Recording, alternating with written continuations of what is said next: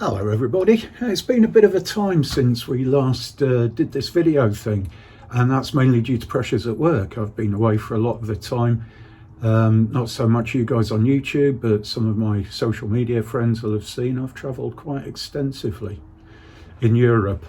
Anyway, now back to some bike stuff. So tonight we're going to be working on the FJ1100 Yamaha. So there's a couple of jobs to do.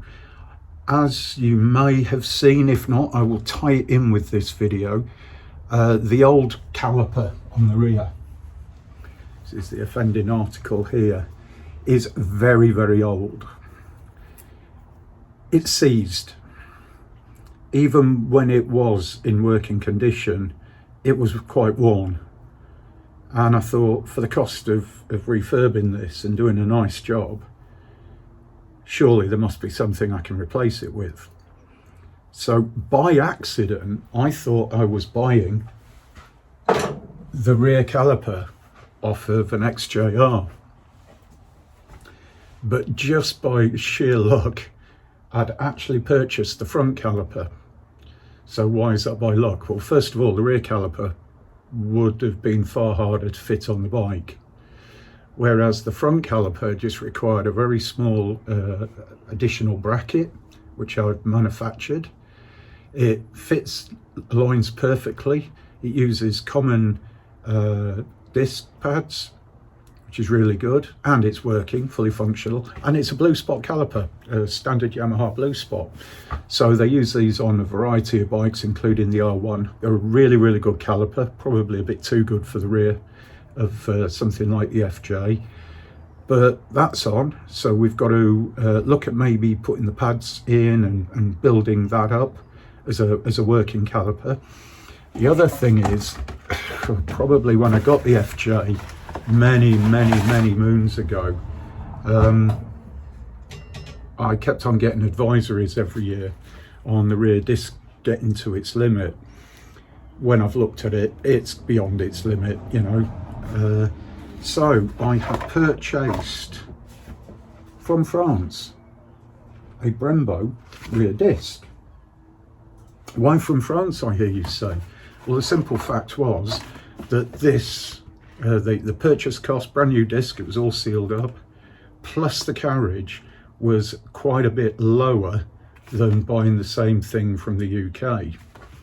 I don't mind putting good money into bikes, but I'm not a bloody fool, and you know, fair's fair. So this is said disc, and that's the job for tonight. Get the back wheel out, get this disc fitted in place of the worn one, and then back wheel back in, rebuild the caliper. I'm hoping it's all going to go very well, but we're talking a bike that hasn't had the back wheel removed from it for, well, probably 15 years, 4 or 5 of which sat outside under a cover. You know, this could be traumatic. Just the kind of stuff you watch this channel for, is me sweating my bits off, struggling like hell with a simple job. Anyway, let's chat. Let me get the camera in position, and then we'll make a start getting the bike sorted out. All right. Right, so first thing, this is where I park the FJ, sort of up against the wall. No good for doing this back wheel, but because I've got my ZZR in here, I like to get it out. I don't want to push that up against the wall, so I'm going to swing the back end out, but I don't want to move the front because I want it to go back where it was. Big problem, my wrist. This one really bad, this one not so bad, through maybe giving it a little bit too much thrash on the motorbike. Right, so it's hurty. Let's see if I can lift this old beast round a bit. As you can see, handy rack.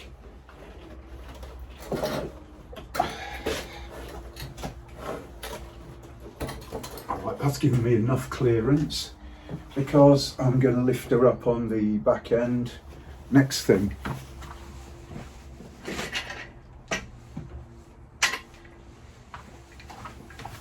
paddock stand.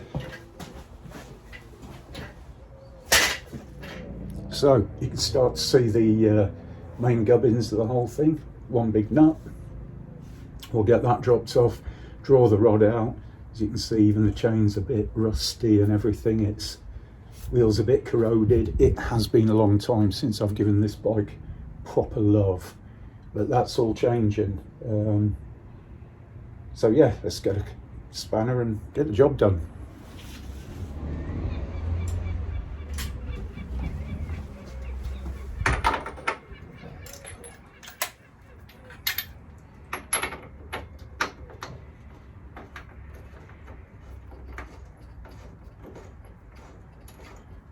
I think you're going to be impressed how strong my fingers are. Look at that. Just spun that off with my hand.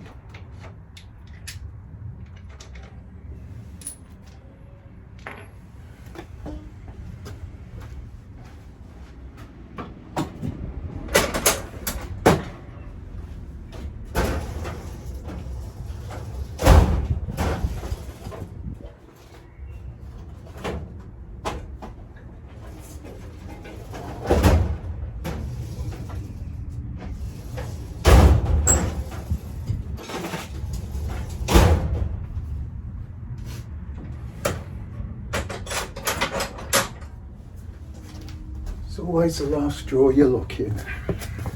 Right, soft-faced hammer. Well, the really good news is that isn't seized. That makes a hell of a difference.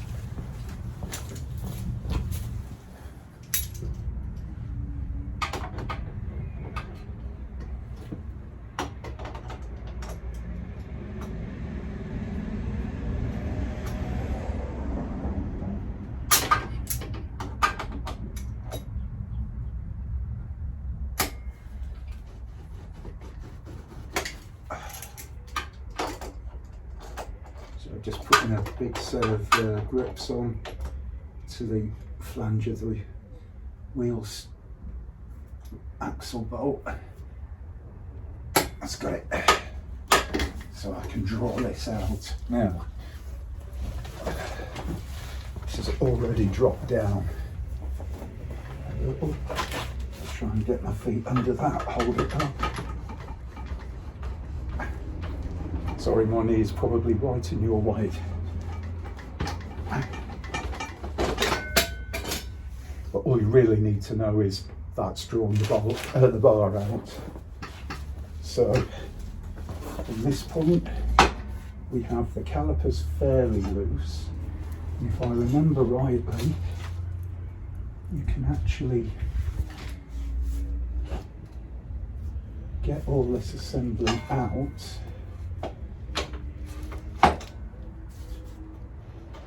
without taking the caliper off,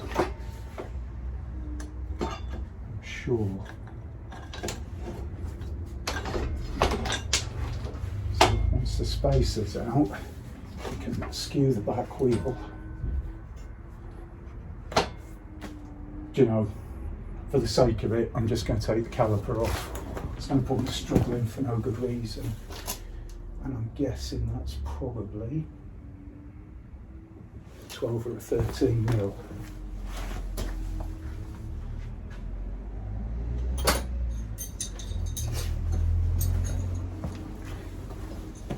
The only problem we do have is obviously FJ's got this wonderful long touring mudguard, and of course that is going to be right in our way.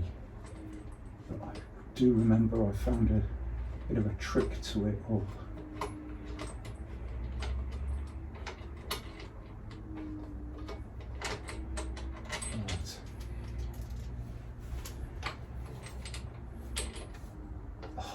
Okay, it wasn't that one. It would be better off to take this one off, which is smaller. How did that get to be smaller? Because it's a nut and bolt.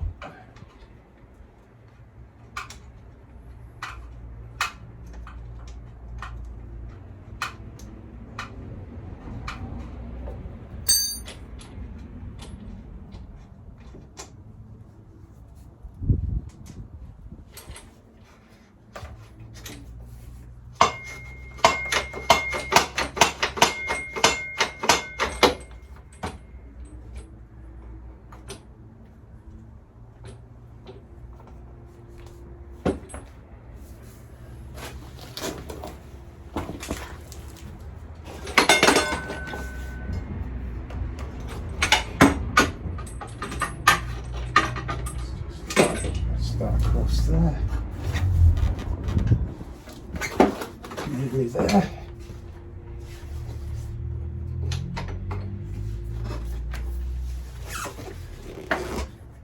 There is back wheel.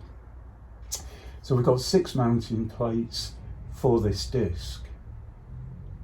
Okay, but what I will do, be insensible, I think I will just whip this out, get it down on some cloth, and then measure the disc, make sure I've actually got the right size.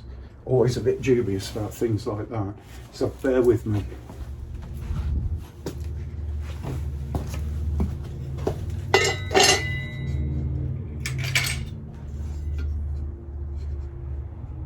I would say that's absolutely spot on. This disc is slightly narrower, I think, than the original, but the original was vented, and I don't know if you can see that too clearly, but there's quite a big lip on the inner edge of that disc. It's well worn. Too much for me to think about continuing with it. So the next thing, it's a bit smaller than that.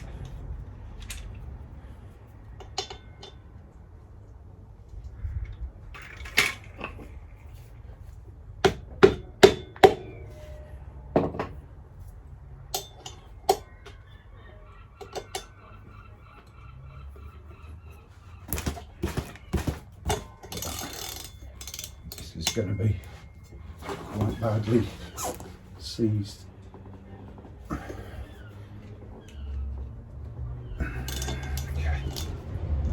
So what I am seeing here is this is definitely not wanting to give up easy. And the last thing I want to do is round these off. And they're going into aluminium.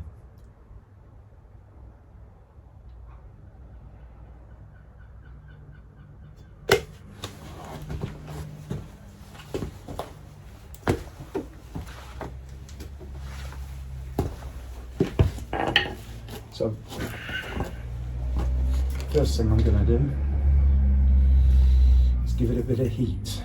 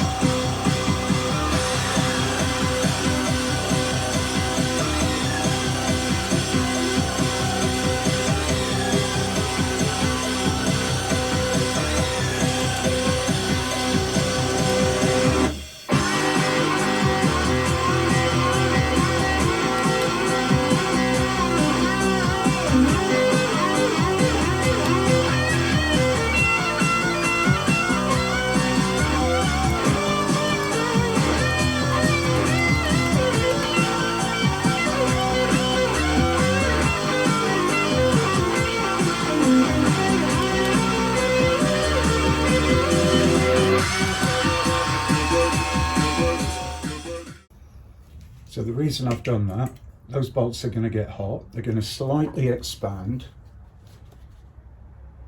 The expansion and contraction rates between the steel bolt and the aluminium is different. So hopefully just as they're expanding and contracting at different rates, you're starting to break off.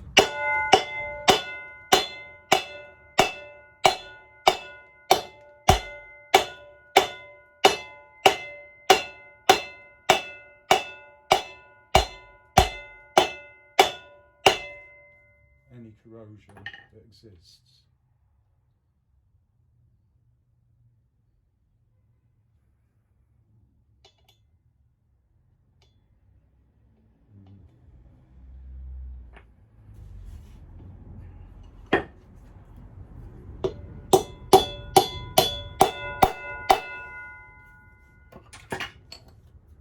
Let's see if that's made the slightest bit of difference to our campaign.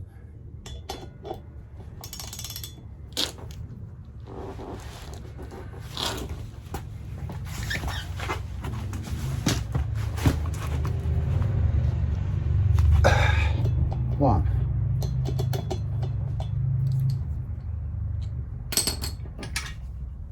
Let's go back to the one that was giving us trouble.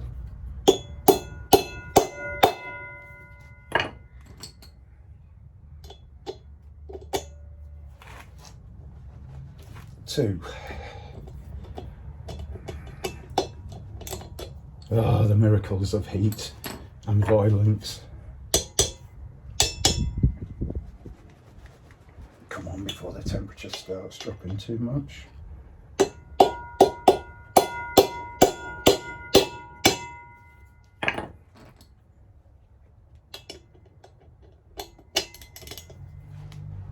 Three.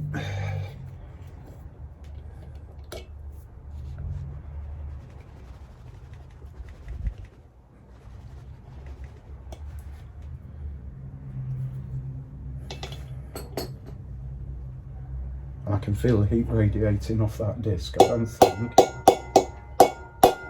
I want to touch that with my bare hands somehow. Oh,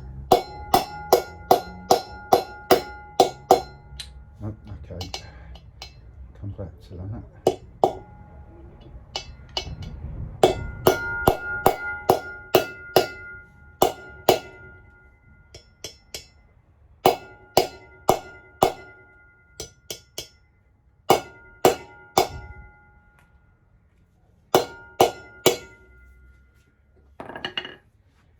Hope that's good enough to crack that off, and yes it is. Oh, how special is this?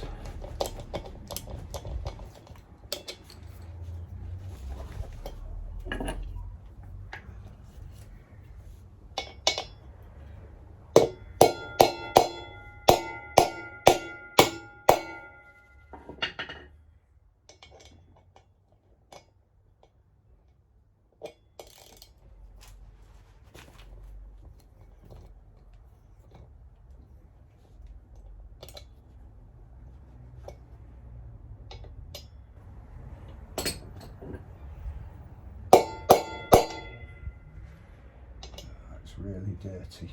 Let's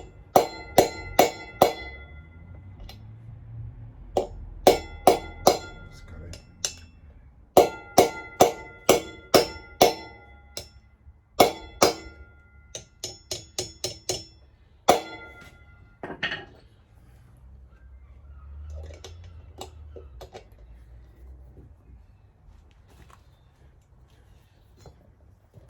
There you go, so that's all our bolts cracked off. And as you can see, as the bolts coming out, they're all in good condition. We didn't put enough heat on these bolts to actually cause any real problems. Okay, so yes, we did use heat. Very wise. I don't hope you can see that. Let's get it focused. Okay, so one of the reasons these took a little bit of doing to get out is they've got a blue sealant on. I would imagine this is a semi-setting sealant.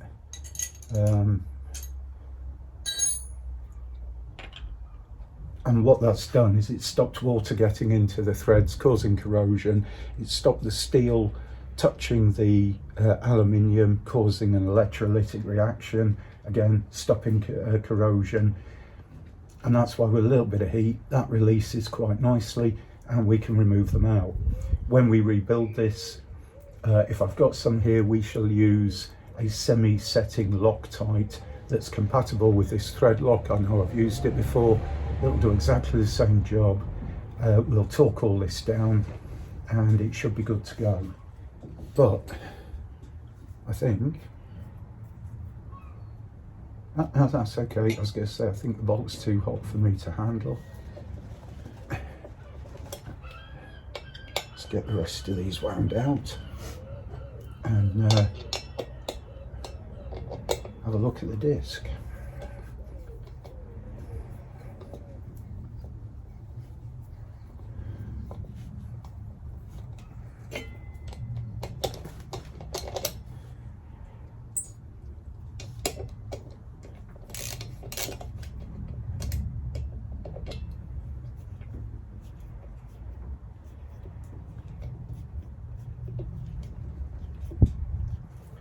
So some of the other things that we now have down in our workshop is we have a shot blaster.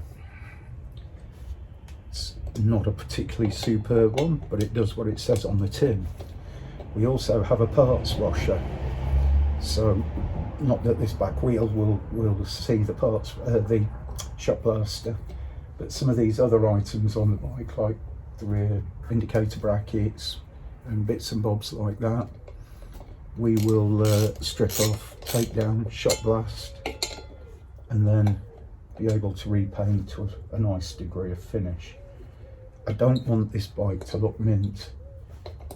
It is a very old bike, if I'm not mistaken, 83, 84. So, you know, 40 years, but it's tax exempt, it's MOT exempt, although I will take it for an MOT just to make sure there's nothing I've missed and the bike's good for the road. And it's great fun to ride. I've just got to put it back together properly.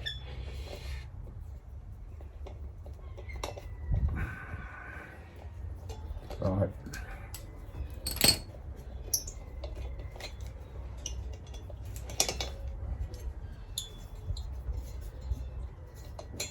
That disc is quite warm, even though the bolts aren't.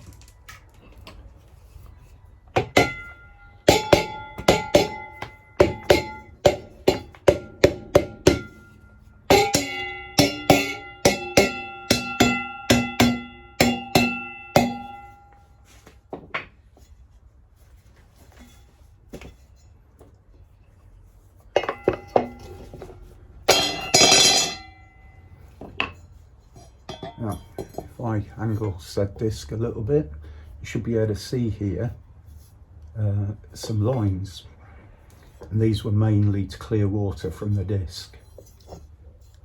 And they show, if you like, the same level of rotation in these fittings as in these cuttings here. So the disc will go back on in that orientation to match the original. Okay, but before we do that, we'll just clean up these surfaces with a wire brush. I'm not going to clean this wheel down right now. A lot of this is just powdery dirt, a bit of a wash and a scrub up, a little bit of wire wool here and there. This will come up as good as I really want it to. Okay, so let me grab a wire brush and a bit of stuff and a torque wrench.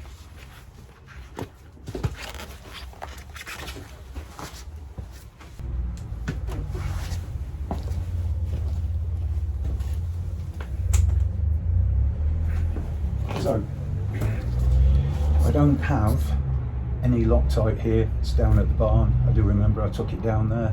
What I'm going to do is still clean this up. I'm going to fit the discs. I will torque the studs up for now, but at some time I will pull this back apart.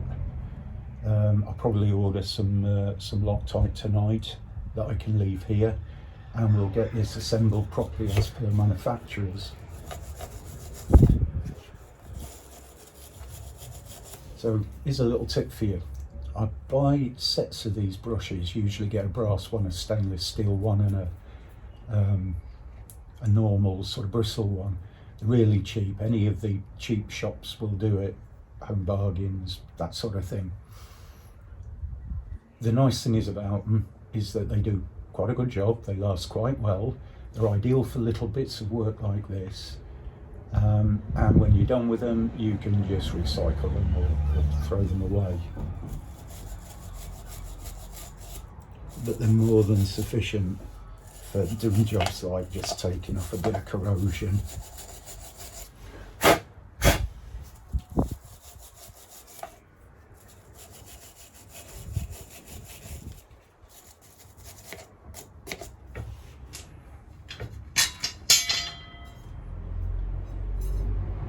Typical, all of the markings are on the other side, so nobody apart from you guys will ever know I've got Brembo discs. Heartbroken.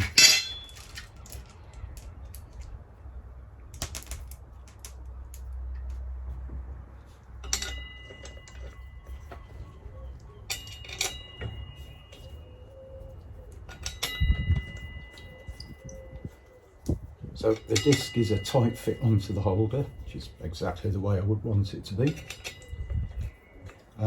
What I'm not going to do is start knocking the disc into place without having the bolts there, so that it's equally spaced, etc, etc, etc. Kind of makes sense. I'm not going to tighten the disc down the top with the bolts either.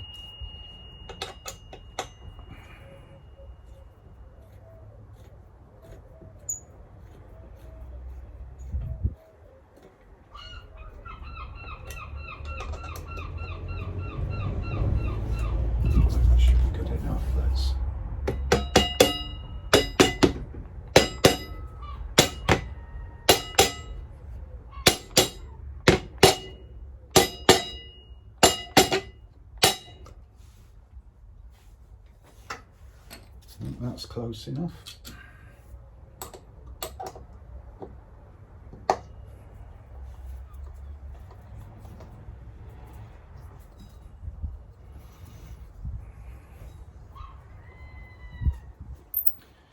So many years ago, I replaced the front discs of this bike with EBC discs.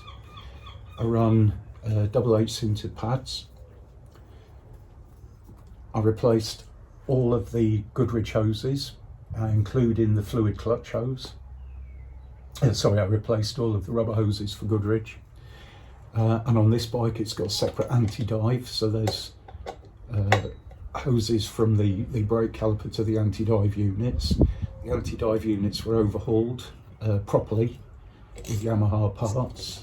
That was done by the FJ Owners Club.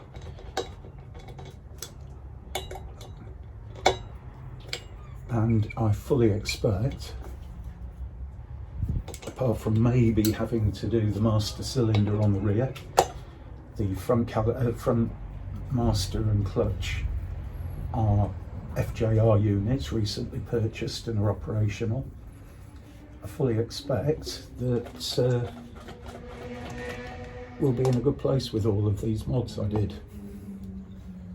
because I know the front calipers, the FJ1100 is quite unique in the fact that there's only one really suitable bolt-on replacement caliper. I think if I remember rightly, that is an FZ400 that they made this particular model with these particular calipers for 1 year or 2 years, and I managed to get a set, and they were in really good condition with new seals. The guy had resealed them all. I know they're the right thing because I had loads of comments at the time from the FJ Owners Club saying, "Oh, do you want to sell them?" And of course my thoughts were, no, I don't, I'll keep them. So I've got twin pot calipers on there, which are really, really cool. Now, I can't remember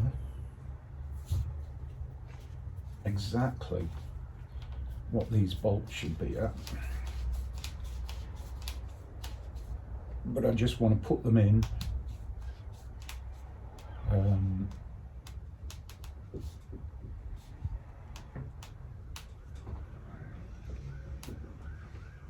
evenly for the moment, and then I will come back with the proper torque setting when we get the thread lock in.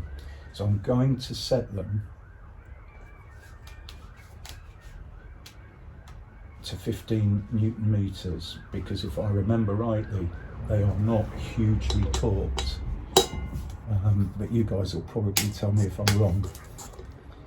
And as I say, this is just to assemble the bike. Each one of these will come out before it goes on the road and be retorqued with thread lock. I might even clean all the threads out to make sure there's limited old thread lock on there. The trouble is, in doing that, it's really the only way you can do the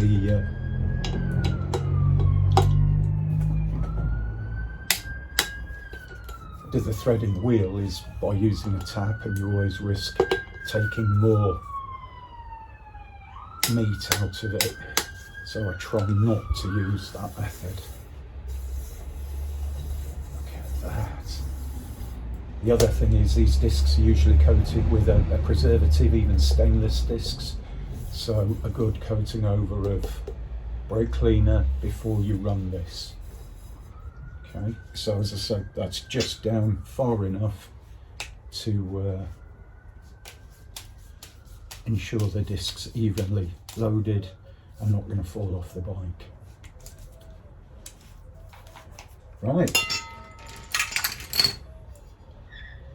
So I guess the next thing, get the wheel back in place, sprocket carrier on, and get the thing rebuilt. Something else that's worth noting, in the rear swinging arm, the swinging arm adjusters pull out.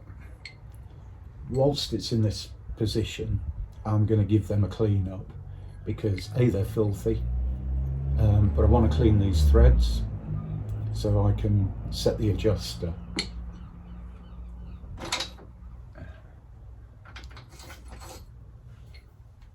Yeah, this side's not much better. We'll get that cleaned up as well. Also worth giving the swinging arm a bit of a wipe round in there. Now, as you can see, although this chain has got a bit of surface rust, it is a really high quality X-ring chain. I think, if I remember rightly, it's a did chain, and I replaced it with the sprockets when I got the bike. The sprockets don't look too bad on it. I've had a look at the front one, back one's good. Because this is an X chain, there's no seized links. This just needs to have a rough clean up with a small brush, a little bit of a coating of oil, and that chain is perfectly serviceable. So despite how it looks, I'm not worried about that at all. Right, moment of truth. This is going to be me struggling like hell to get all of this back in the way it should be, and probably not doing a very good job at that. Let's see. First thing, I'm going to clear a bit of space.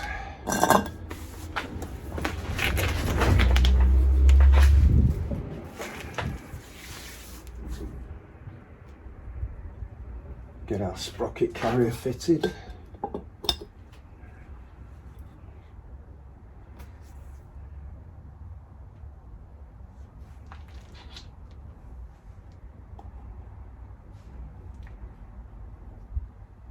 So that is the spacer for the sprocket carrier.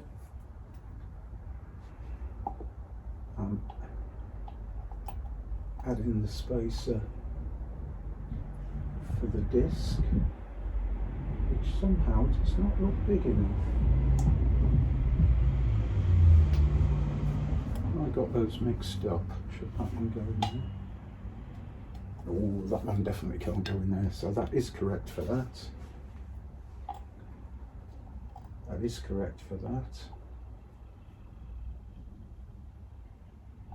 And that's going to fall out as soon as I move the wheel. So let's get the wheel back in. Hopefully we can do this without the sprocket carrier falling out. Okay, the spacer's fallen out, but we can live with that.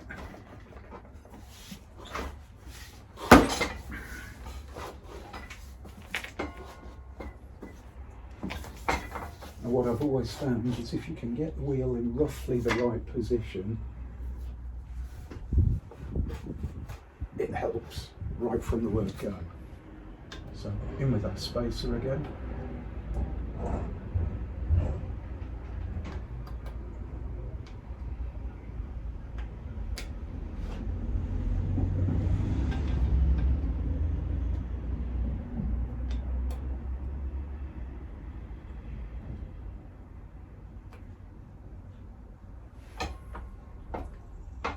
Pushing it right back because the next job is to get the chain on.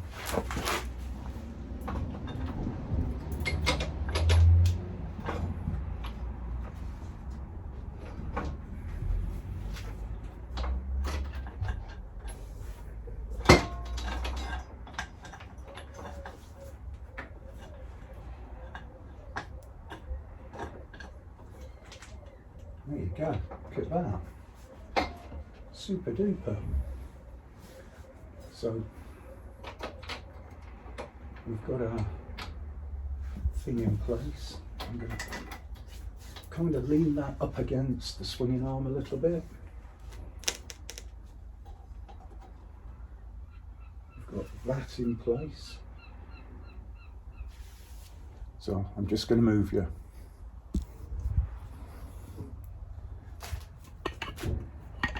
So I'm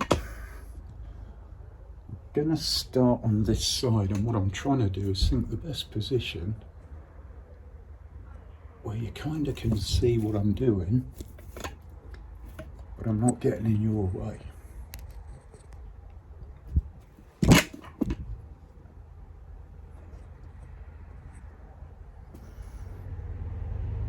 Okay, so we've got our wheel roughly in place. I'm going to kind of sit myself in here now. The next thing we need to think about locating is our brake caliper carrier. So, how this works for me, I can't talk for other people, but the first thing I do is I fit that in to the adjuster, and then I just start that into the caliper carrier. And because I've got all that hopefully right, it's fairly well in alignment. The next thing I do is think about lifting the wheel, which I can see is going to be quite problematic today because I haven't done it for a while. Let's get my feet inboard.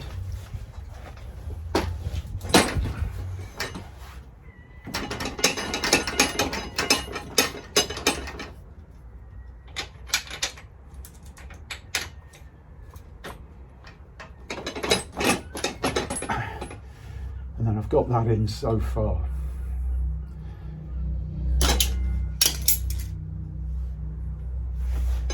Now keeping the wheel in an upright position so that there's no space for the spacer on the other side to fall out.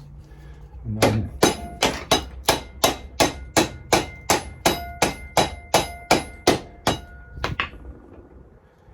one thing that really does help is keeping that in position.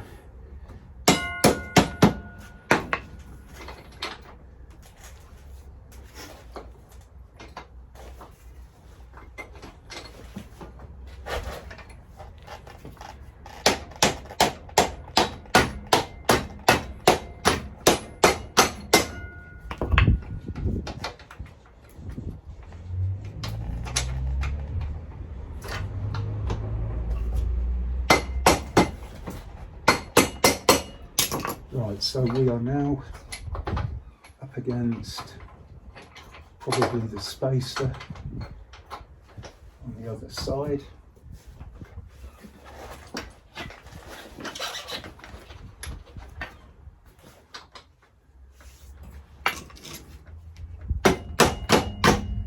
Not quite in alignment. Let's try that.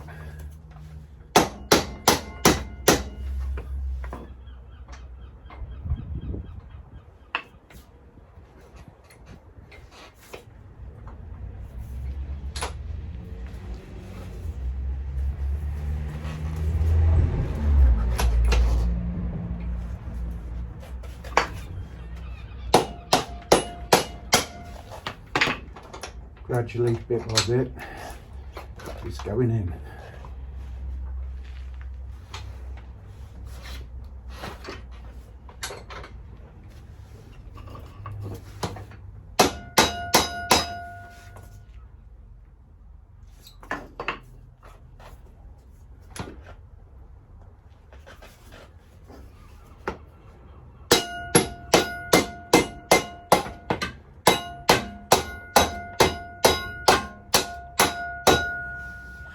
There you go. That part of the job is done. So we now have our threaded bar right the way through, and we can get our nut on there. Just started.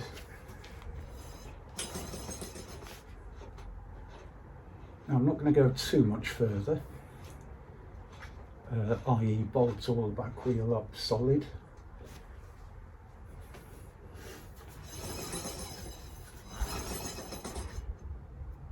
Because there's a couple of things we might look at, like adjustment. The other thing is we've got all this to put back together. So I'm going to move you again, and hopefully you'll get a better look at what I'm doing.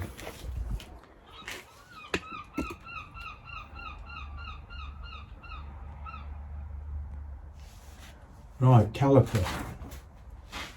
So basically, the caliper's held, well, the caliper carrier is held in two positions. You've got one through the swinging arm, through the wheel main spindle. The second one is this torque arm, which we took the bolt out of. So that's really secures the caliper carrier in the right position.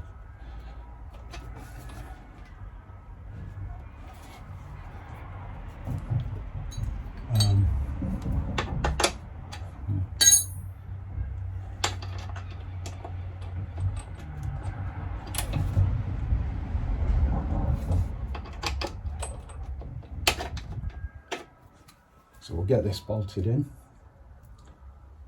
and what we have here is a bolt with a nut on the back, and through that goes a split pin to secure it. Again, we're not going to tighten it too much. We want a bit of tension on it, but we want that to be able to move slightly, because if we need to adjust the wheel, this carrier angle will change and it will be harder to do if we have that. Now this whole device you see here is the adapter for the caliper, to adapt this caliper to the original FJ carry frame. And this is all good stuff. There's nothing wrong with this kind of work, as long as you make sure everything's bolted up correctly. I need to replace this bolt with a new one. I try not to use stainless steel bolts on the rear, so at the moment that's just holding this all in place. Now, when I look at this whole assembly now, it appears the caliper's too far over this way.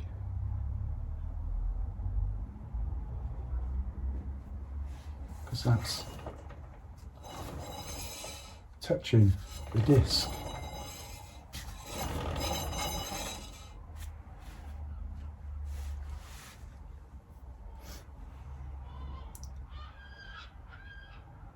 So I need to take a slight shaving off this caliper body here, and the same off of there, and I'm reckoning I need 2 mil, so that'll be a job for later.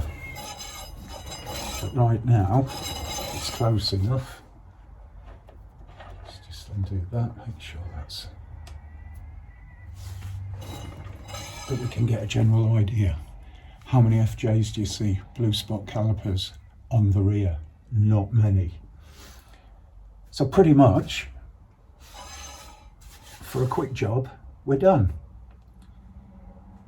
Everything's back together, the new disc's on. We've got a little bit of work to do on the caliper, which we'll probably do on the next one. right now we're in a good position.